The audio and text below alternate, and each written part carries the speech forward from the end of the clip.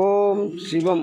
அன்பே சிவம், அனைத்தும் சிவம், முற்றும் சிவம், முடிவும் சிவம், முதலும் சிவம். அன்பே சிவம், அன்பே சிவம்,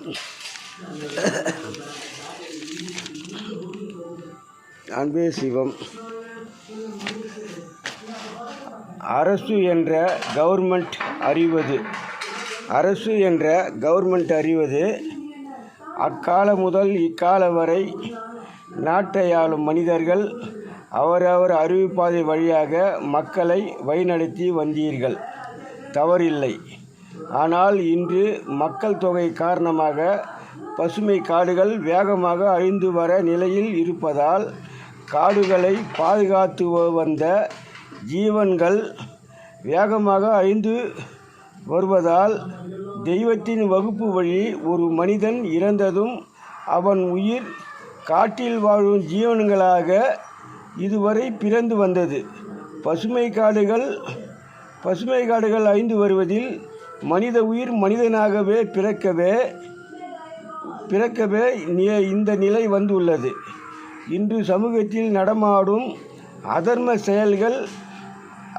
செயல்கள் அதனால்தான் நடைபெற்று வருகிறது. அதனால் பூமியில் இனி புதிதாக கட்டும் பில்டிங்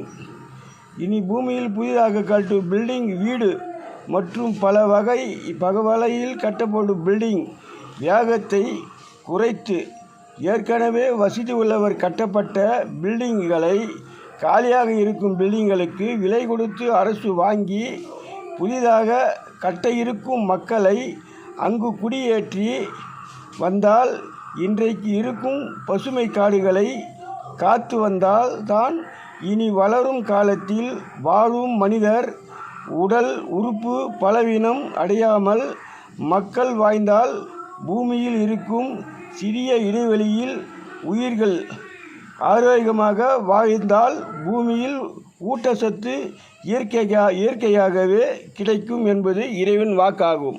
இது உறுதி. ஓம் நமச்சிவாய.